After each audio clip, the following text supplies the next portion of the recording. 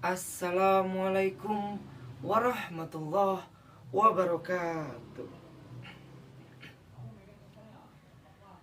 Alhamdulillah, alhamdulillahirabbil alamin, wabihi nasta'in wa ala umuri dunya waddin.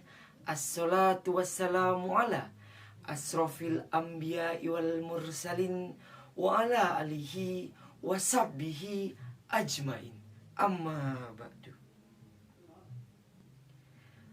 Pertama-tama dan yang paling utama, marilah kita panjatkan puji syukur kehadirat Allah Subhanahu wa Ta'ala, karena berkat limpahan rahmatnya lah kita masih diberi kesehatan hingga saat ini. Tak lupa sholawat teriring salam semoga selalu tercurahkan kepada junjungan kita, Habibana wa Nabiyana wa Maulana Muhammad Sallallahu Alaihi Wasallam, yang insya Allah kita nantikan syafaatnya di yaumul kiamah nanti. Amin ya robbal alamin. Berdirinya saya di sini akan membawakan sebuah ceramah yang berjudul tentang Islam dalam kemajmukan beragama. Islam adalah agama rahmat yang dibawa oleh Nabi Muhammad SAW sebagai pembawa syariat dan ajaran, yang dimana ketika seorang mengamalkan ajarannya, ia akan bahagia dunia dan juga akhirat. Dan salah satu ajaran agama Islam adalah mengajarkan kita untuk selalu menghormati agama lain selain Islam. Seperti yang kita ketahui hadirin, kemajmukan beragama yang dapat diartikan keberagaman di negara kita ini sudah menjadi sunnatullah yang tidak dapat kita tolak ataupun kita tentang.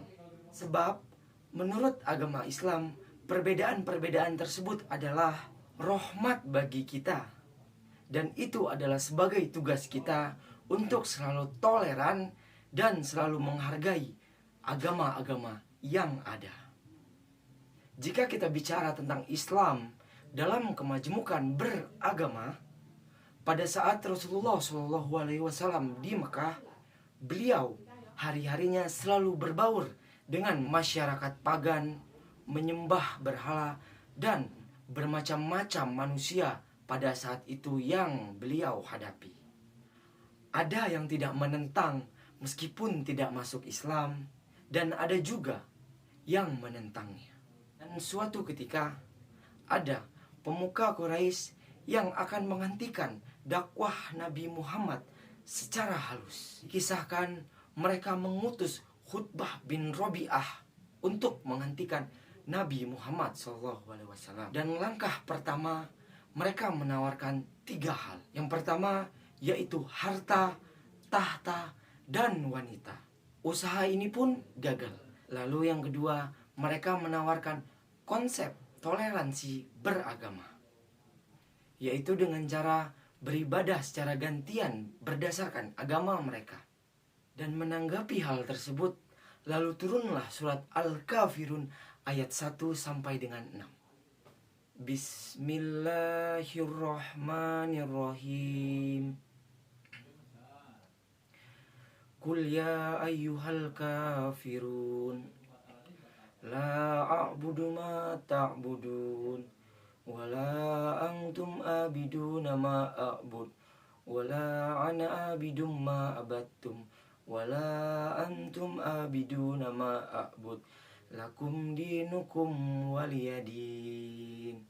Shadaqallahul azim. Artinya, katakanlah Muhammad, wahai orang-orang kafir, aku tidak akan menyembah apa yang kamu sembah, dan kamu bukan penyembah apa yang aku sembah, dan aku tidak pernah menyembah apa yang kamu sembah, dan kamu tidak akan pula menyembah apa yang aku sembah. Untukmu agamamu dan untukku agamaku. Dan prinsip lakum dinukum waliyadin, untukmu agamamu dan untukku agamaku. Sejarah membuktikan agama Akhdon masuk ke Mesir dengan menghancurkan tempat-tempat ibadah Amon. Lalu agama Kristen masuk ke Mesir dengan membunuh penganut agama Mesir kuno. Dan agama Romawi Pakis masuk ke Mesir dengan membunuh agama Kristen Koptik. Namun Islam masuk ke Mesir tidak satu pun membunuh ataupun membakar tempat ibadah. Dan tidak satu orang pun pendeta yang dibantai. Sesuai dengan sabda Rasulullah SAW yang berbunyi, "Man ada dimian, fakota adani." Yang berbunyi, "Man ada dimian, fakota adani. Waman adani, fakota adallah."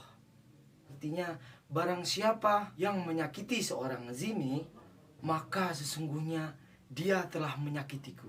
Dan barang siapa yang telah menyakitiku, maka sesungguhnya dia telah menyakiti Allah Subhanahu wa Ta'ala. Hadis riwayat Imam Tabrani. Kemudian timbul beberapa pertanyaan.